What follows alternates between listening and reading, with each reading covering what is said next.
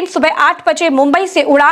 45 minute तक वो हवा में रहा। 256 किलोमीटर की दूरी तय करके 8 ये बहुत दुख की बात है कि अजीत दादा की मौत हो गई प्लेन क्रैश में। आज सुबह सुबह जब देखे न्यूज़ में तो उनका बताया जा रहा है कि प्लेन से जा रहे थे, क्रैश कर गया।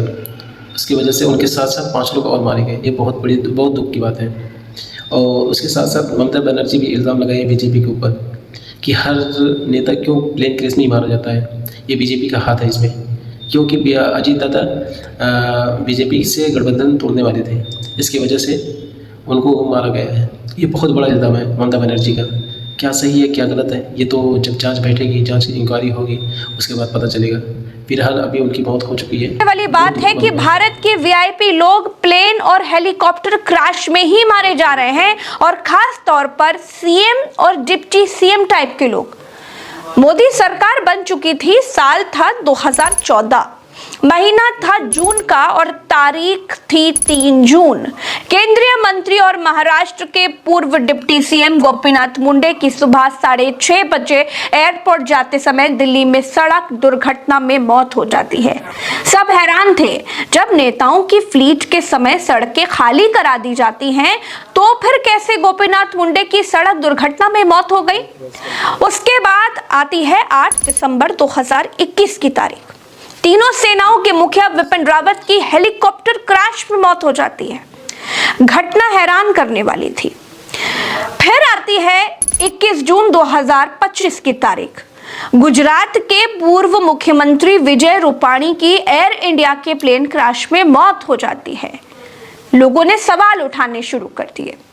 और अब अजीत पवार का 2 इंजन वाला लेयरजेट 45 प्राइवेट प्लेन क्रैश हो जाता है और इसमें उनकी मौत हो जाती है। महाराष्ट्र के 2 डिप्टी सीएम गोपीनाथ मुंडे और अजीत पवार 2014 के बाद मारे जाते हैं।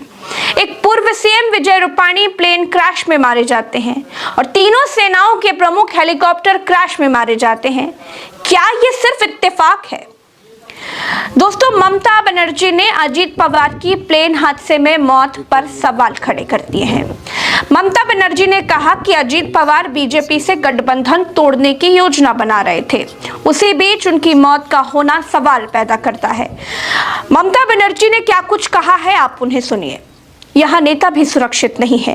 मुझे नहीं पता क्या दिक्कत है। मुझे सोशल मीडिया से पता चला कि वो बीजेपी से अलग होने वाले थे और आज अचानक उनका निधन हो गया।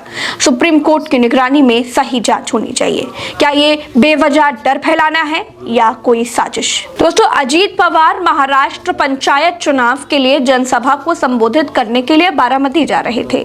महाराष्ट्र एविएशन डिपार्टमेंट के मुताबिक विमान बारामती एयरपोर्ट पर लैंडिंग के लिए अप्रोच कर रहा था।